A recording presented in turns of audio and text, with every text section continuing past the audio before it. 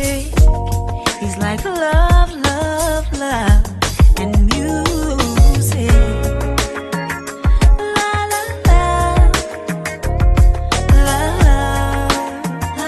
love, love, love, love, and music. Love, love.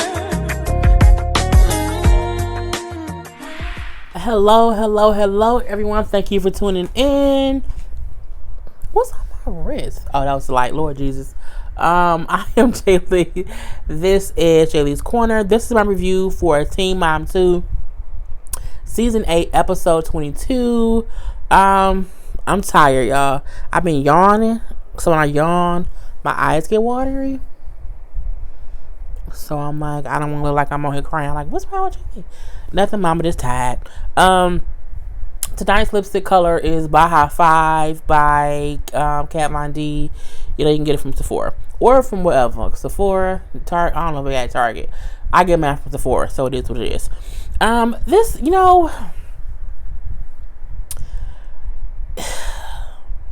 I like Teen Mom. I really, really do. And you know, you don't want to be like, oh, let's get a whole new cast of people. Let's get a whole new, because sometimes I don't like having to get to know new people. Like, I didn't think I was gonna like Teen Mom Young and Pregnant because it was 5 new people, it was 5 new stories, and I was like, I don't know if I'm ready for it.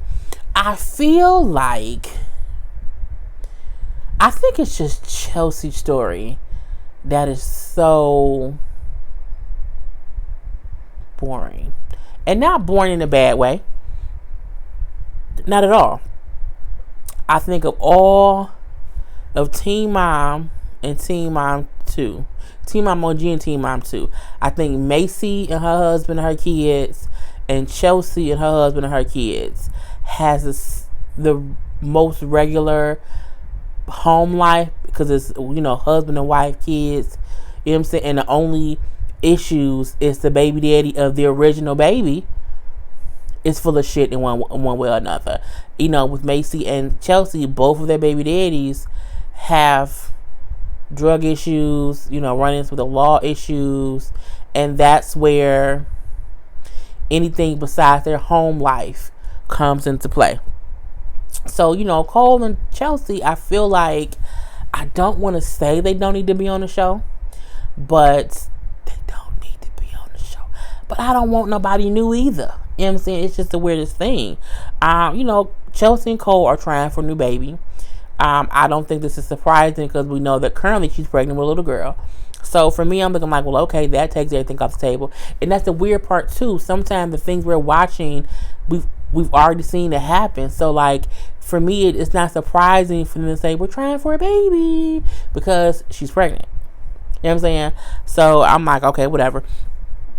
Anyway, you know, I'm like, what else you got? You know, and then even from there, it just go from, you know, her saying how she has to meet with Adam's lawyers. Well, no, her lawyers about Adam, because 1, she wants to get Aubrey's name changed, and 2, she wants to change the visitation situation to where he only gets to see her like a visitation center. And she had talked about that. If it wasn't last season, it was the season before last. And she said it'll be a thing to where they would just go to this center, and that's where he would see Aubrey. She says basically because when Aubrey goes to see his parents, he's not even really there. She's like, so there's no point in me, you know, letting her keep going over there, and he's not even spending any time with her. She's like, this way, if he doesn't show up to the center, the courts will see he not even seeing her. Like, he ain't trying to see her. So, I mean, I feel like Chelsea is consistently doing what's right for Aubrey. And the crazy part about it is, you know, her and Cole has, you know, as we see on the outside looking in, a great relationship, a great little marriage or whatever. And it's honestly what she wanted with Adam all those years ago. He just can get his shit together. So it's kind of cool to see her have that family unit with Cole, her husband, but she's still having to have these court battles with Adam because Adam is still being difficult in one way or the other. So, she then says how she got a notice in the mail because he wants to lower his child support. So she's like, when they go to court, which now will be a long ass day, she said they'll go to court and have to discuss the child support situation, the visitation situation, and also, her trying to change Aubrey's last name. And she said, when she read the paperwork, he was saying like, well, he's trying to get lowered child support because he lost his job. He doesn't have a job right now, and he's trying to start a business, so he can't afford to pay child support. You think if the mama lose her job, she can say that she can't afford to take care of the baby? No. So you can't.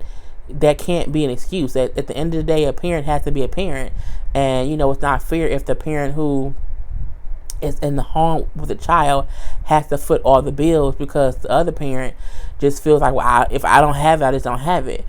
As a parent, sometimes you just don't have that option. I mean, you might not have all of it, but you gotta have some of it. And usually, if somebody's claiming like, well, I don't have a job, they trying to pay like $2. Like, you only get $15 a month. What the fuck I'm gonna do with that? It's just kind of crazy. And she brings up how he's already behind like 10 grand. So I mean, Chelsea isn't not interesting, but at the same time she isn't interesting. I feel like I want Chelsea to like volunteer. I don't know something. I don't know. Anyway, that was her whole storyline. So it was what it was. Leah is a little bit boring too.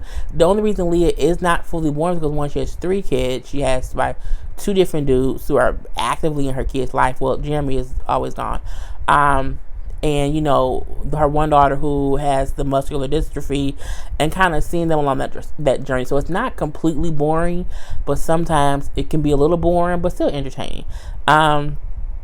So we see, of course, she's back home from the reunion. Even her saying how the reunion is terrible. It was just so bad. How everyone was fighting everywhere, even in front of the kids, and it's just horrible. I think everyone feels that way too. I think the only reason Chelsea and them did not discuss it is because they just kind of stayed out of it for the most part. We see that also Jeremy is there, and he is going to go with Leah and the girls to go trick-or-treating because he's never been trick-or-treating with his daughter or the other girls, as far as we know. So it was, and even there things got a little bit different or weird. One, her daughter was trying to bite a producer and like kept like biting at his clothes, to where he's saying, your daughter's trying to bite me, like she's trying to eat me. And then Leah's like, Allie, or whichever one it was, Allie, I don't know which kid it was. She's calling her name, but what you do know, if someone says your daughter is trying to bite me, like I would be embarrassed and mortified, like, oh my god, I can't believe she's doing that. Get over here, girl, what are you doing? And she just kind of was like, get over here, don't do that. But I'm like, but she's still biting. I'm like, well, is she hungry? Get her girl some ravioli, get her some food. At this point in time, we see between the twins, the one twin took the book of the other twin. And the twin who has I can't put them apart. I think Allie, because it's Allie and Aaliyah Grace. I don't know. Anyway, the child who has the muscular dystrophy took the book of the other one. And then the other one's like, no, that's my book. And they're kind of tugging for the book. At the same time, the third daughter is there too. So she ends up falling, the child with muscular dystrophy. But when she falls, the other sister didn't push her. They were kind of yanking over the book, and the girl fell. And I do think she fell because her legs are just not as strong. But it wasn't as if the sister pushed her, and then with them tugging for the book and the girl falling, she then says, oh, are you okay? And then the sister on the floor like tried to kick her. I'm like, what the hell is going on? And then both of the other sisters said, well, no, she fell. We're fighting over the book, but she did fall. Leah don't believe she fell. She didn't just fall. Well, no, she did. She fell. It was what it was. So, I think it was Aaliyah. The older, the twin who kind of has little, I'll say she has an attitude. And I think she has an attitude because her sister gets a lot of attention because of her illness. So sometimes she's a little bit feisty.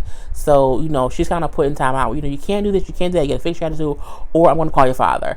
And the funny part was, when Leah called Corey seems to be the no-nonsense parent, because she called him over the phone. Like, they were fighting over a book. she pushed her, and if she doesn't act right, I'm going to tell her she has to be on, that she's going to have to come to your house and be on punishment. And then he's like, you can't be acting like that. And I'm like, he was really the authority one. Like, if you do that again, you're going to be on punishment for 2 weeks at mommy's house and at daddy's house. And and she's like, what? I think she said okay, but she said something with an attitude and said, well, if it means yes. He says, I don't care. He says, I know you and how you are, so fix your attitude. I said, okay, Corey, every child has that one parent where if they say, I'm going to call your mom, I'm going to call your dad, they like, no, don't do that. That's Corey. Because even over the phone, he got her ass in line. But at the end of the call, he still said, okay, be good, I love you. I said, okay, Corey. I love Corey. I think Corey is so cool. Anyway, they then go trick-or-treating. Jeremy is there. Leah says, she's happy he's there. They're, Addie, I know Addie is his child. I just get Aaliyah and Allie mixed up all the time. But Addie is happy her dad is there. Even Leah says, like, she's always very happy to have you around. She's like, but I understand, you have to work, so you can't be around as much. But, I like it when you come, can come back and spend time with her for the holidays. And at one point, it was kind of going back and forth with him saying, well, I have to work here, I have to work there, whatever. She's like, well, no, because sometimes, you don't have to work and you just don't come up, because sometimes it can be about if you have a girlfriend, you just don't come up. And she says, I just hope that to, whenever you have a free moment, to just come up and spend time with her. So, it was cool for her saying, one, I get you have to work, so that's why you're away. But two, also, feel free to come and do stuff here with her. And if you don't think about it, try a little bit harder. So, that was their whole thing. So that was kind of cool for them to, discuss or whatever. Kale is back home with the kids and everything. Kale has a girlfriend. Let's make this clear. Kale's girlfriend, Dom, is there, and they can't be more clear. They're a couple of some sorts. Joe was there too. Joe was there holding her newest son. Joe's daughter's there to see Kale and Joe kind of be this co-parenting unit, just based on how they used to be in the beginning. It's crazy, but it also shows how grown up they are. And I think the reason it works is because of how mature Joe is, and how he just kind of just doesn't allow foolishness. You know what I'm saying? It's crazy. It's really, really crazy. So, they all kind of sitting around and they're happy how the reunion is over. She brings up how she's no longer wanting to be asked questions or shoots based on Javi's relationship. She says, like, I don't care if Javi has him, or if it's something to do with Lincoln. But I'm not answering questions about how I feel about his love. Like, I just don't want to do that. I'm done with it. I'm not thinking about the reunion. That's all over and done with. I don't want any Brianna questions. I'm done. And I feel like each cast member has the right to say that. Because my thing is, she not saying, like, I'm not going to film with him, I don't want to be around him. She's saying, I don't want to be involved in his dating life. So, okay, cool. If you don't want to be involved in his dating life, then you should not be involved in his dating life. It can't be the next episode and someone says something about, whatever they're doing, and you can't then want to comment on it. You have to fully leave it the fuck alone. Fully.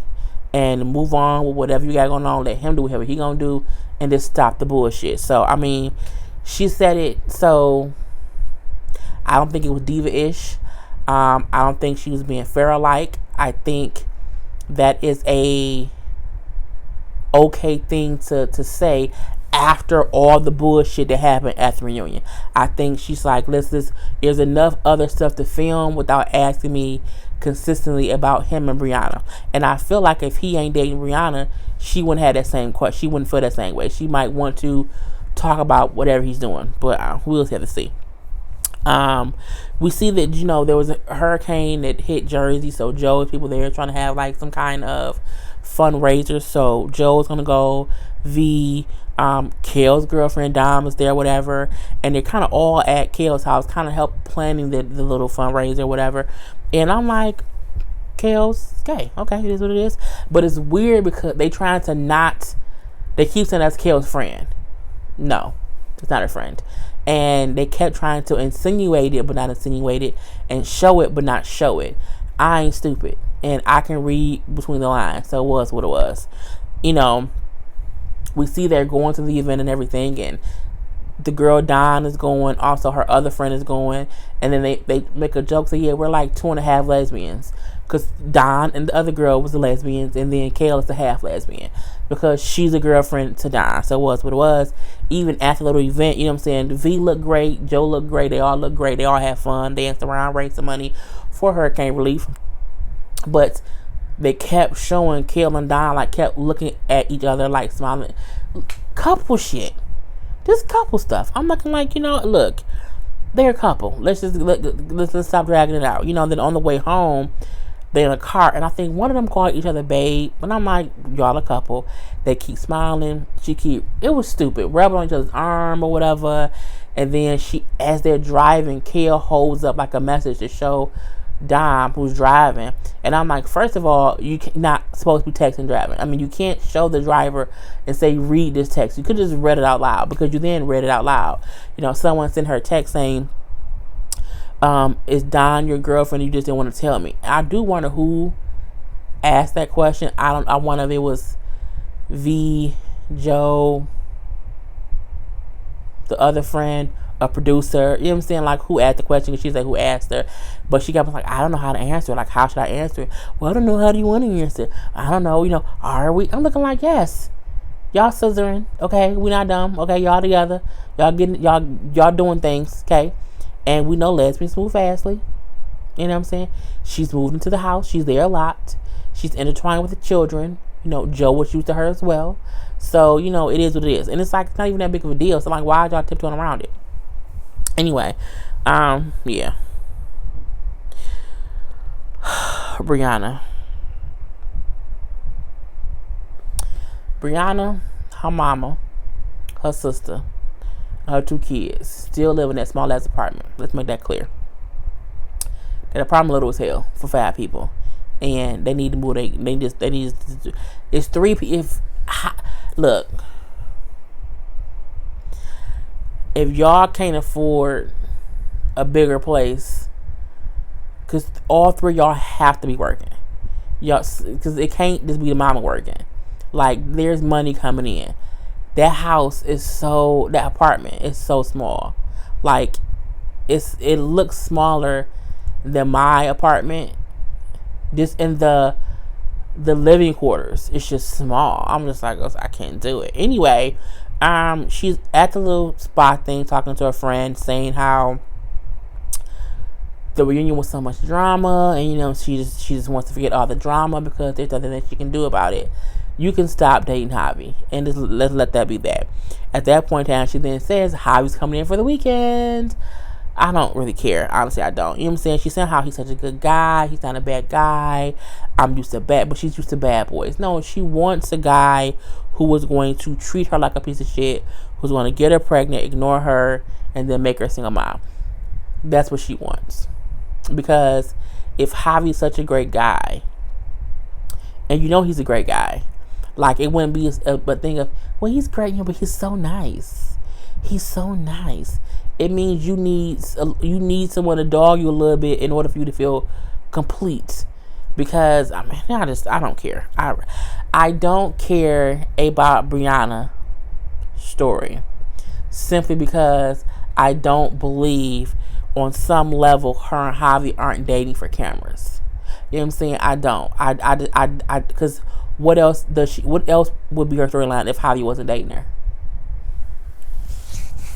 We ain't heard nothing about Lewis. We ain't heard nothing about Devon. Nothing. They talk about nothing else. So I feel like this is her storyline. So on one level or the other, one of them did it for a fucking storyline.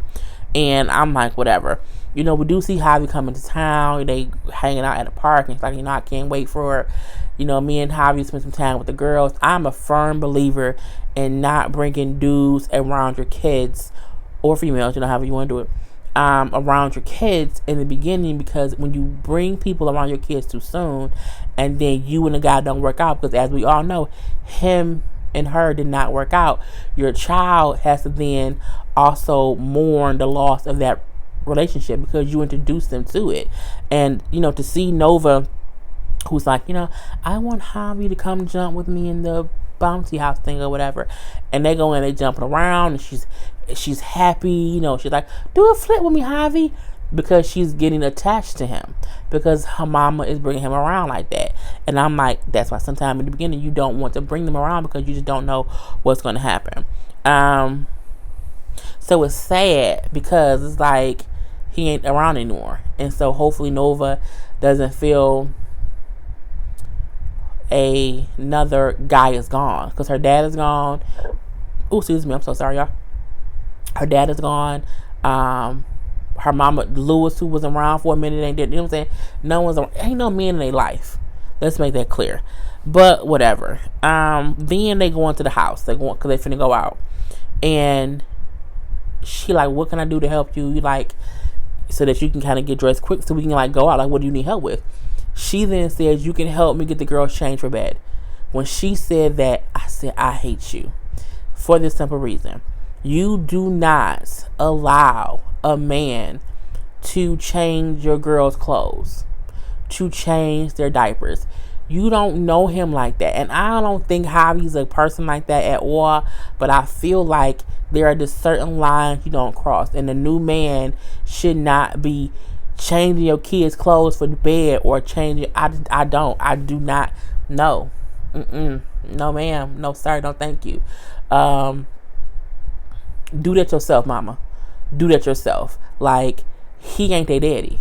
And not only that, he not your boyfriend. Let you tell it. So why would you say, get him changed from?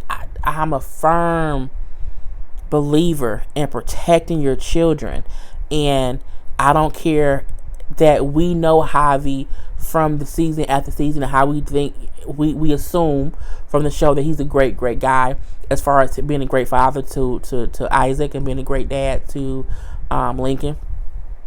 At the end of the day, I feel like that was just no. That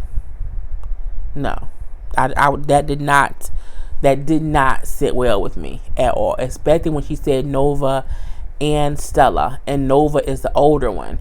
And my thing is, who else would you just say change my kids' clothes? No. Oh my, that angered me, really did. Anyway, that house mad small, okay? I mean, they went in the house, and I mean, like, when they opened the door, and you saw the dining room, the kitchen, and the living room just within your peripheral vision. I'm like, how do they live? And it looks messy. It's a lot of stuff around everywhere because you have 5 people in an apartment. This gets on my nerves. Her mom comes home, and her mom is like, hey, Javi. The sister comes home too. Hey, Javi. They got Javi in the kitchen cleaning up messes or whatever in this small ass kitchen. It's just too small for me. Anywho, her mom talks to him a little bit, so like, you guys are far apart, you both live in 2 different states. He's like, well, yes, but I'm here, I'm here. And she say, no, because she's just a good girl, she's a good girl, and he's like, I know, I won't hurt her. And I said, she's a good girl. Where? Where's your girl? When? How? Who, what, when, where, why, and how? No, she not at all. I don't care. Anyway, they go on a date, and I feel like it's stupid because we know they don't work out. I also feel like she is playing innocent. Like, oh my God, I'm so, I want to date someone, but I don't know. I've been hurt by so many people. And, I don't know, Javi. I don't believe it. I do not believe who she puts on to be. I didn't believe it. I didn't care. It felt fake to me on both Javi's part and also Brianna's part. I don't believe it. I don't know. It's something about it I can't rock with. I don't know what. And I feel like they both looking for love under the wrong tree. I feel like maybe if she was on a date with someone else, I might not feel this way. I can't get with them two dating because one, it didn't work out, and two, something just feels fake to me. And I don't know if I feel fakeness from her or from him, but you know what I'm saying? It's kind of crazy. You know, they kind of bring up how they both have kids, because they both have kids. They both live in different states. They both have baby mama, baby daddy issues. So y'all not even stable in your own personal life. So how are you able to try to build a bond together? How? You're broken, or your own shit ain't together. So I think that might be the reason I'm not here for them too. And it's just them on a date, talking about how they're gonna try to see where it goes. And I also feel like Brianna gets signs to stop doing something, and she just keeps going until she crashes and burns. So we shall see what happens with this relationship. Jenelle and Barb, Jace, David, this whole debacle or whatever. We see one scene of, Janelle saying she's still angry with her mom. And, she says, I'm so angry with her, so I'm going to go talk to Jace's therapist. And then when she go talk to Jace's therapist, I feel like she had a rebuttal for everything that she said the therapist said. She's on the phone with David, telling David what happened, because we did not see the session.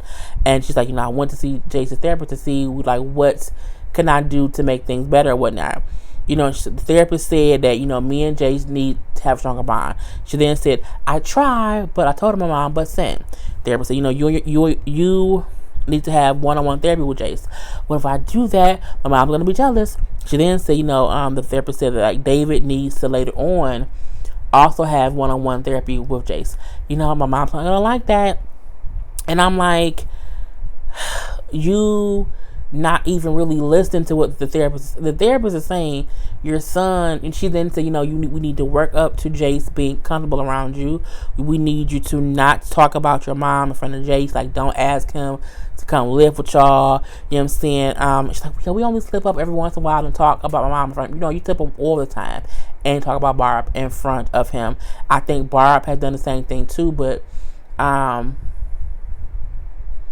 sometimes have seen, if Jace walk up, Barb might stop talking if he right there. Whereas Jenelle would sit and argue on the phone with Barb in front of Jace, and they both argue in front of him. So it's a crazy thing.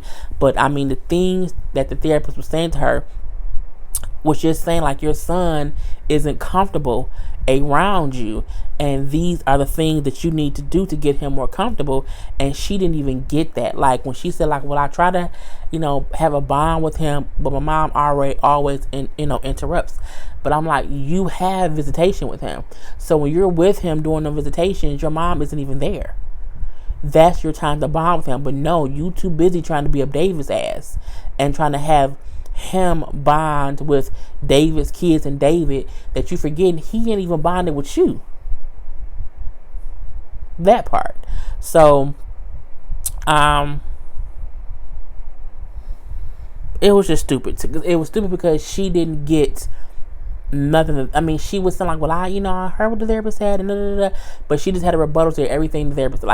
If the therapist say you and your son needs to have a stronger bond, your rebuttal should have been, how can I do that? What are your suggestions to make us have a stronger bond? Did you? No, but you just said no. It's my mom's fault. She just keeps butting in. No, Jenelle, it's your fault. Okay. It's yours. Because even on the time when your mama is butting in, when you have them to yourself and it's your visitation weekends, it should be about just strictly you and Jace. Jace isn't there enough to the point to where when he is there, you should be able to set time aside to just be with him. Okay? And if you don't do that, it's your own fault. The next craziness that we see is Jenelle called 911 on Barbara. Why did she do that, you ask? Because Jace called her crying, saying that Barb hit him and yelled at him. And so she called 911, and she was talking to 911 as if it was gossip. My son called me and he said my mom hit him, because that's what she does. I'm like, that's not even regular 911. It was just, I'm like, Lord Jesus.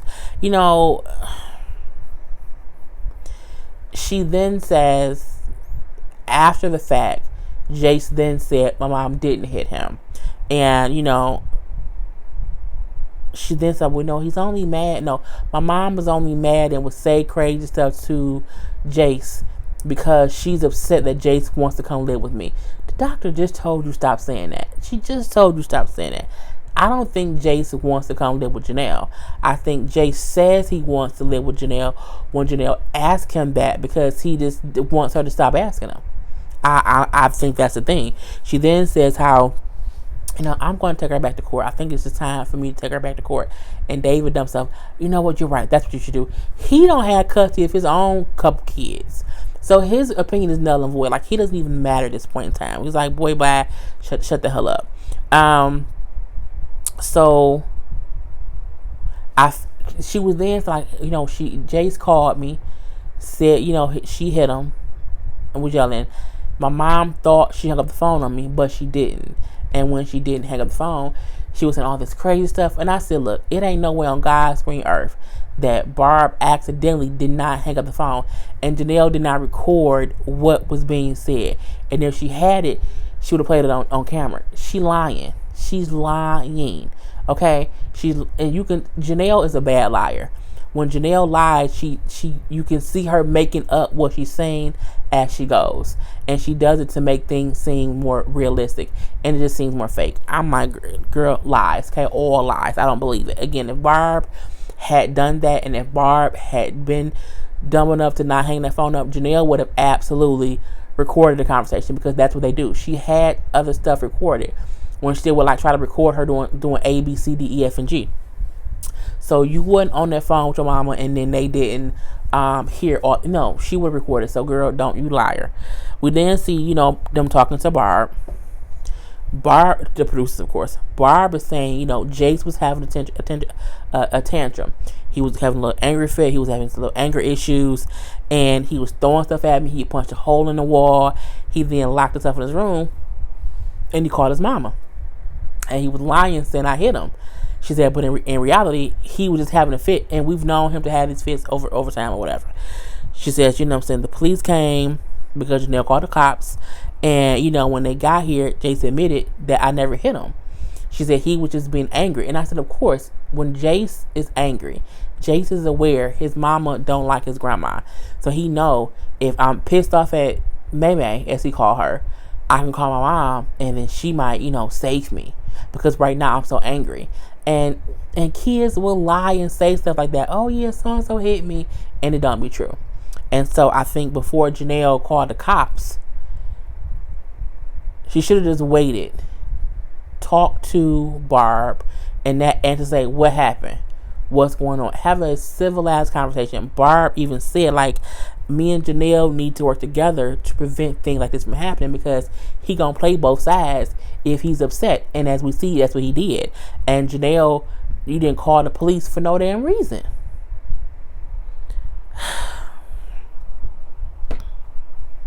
Jenelle and Barb both need counseling. They do. I think Jenelle needs it more than Barbara. Because Jenelle acts as if Jace called me for help. He didn't. He called you because he was pissed off as grandma. And he knew you would feel, some kind of way and do something. And your dumb ass fell for it. So, but that's how the episode went off. Her saying that, her and Jenelle need to work together. But Jenelle just be so mad that it doesn't work right now. So we should see how it goes. Anyway, put your comments below. I am Jay Lee. This is Jaylee's Corner. Peace.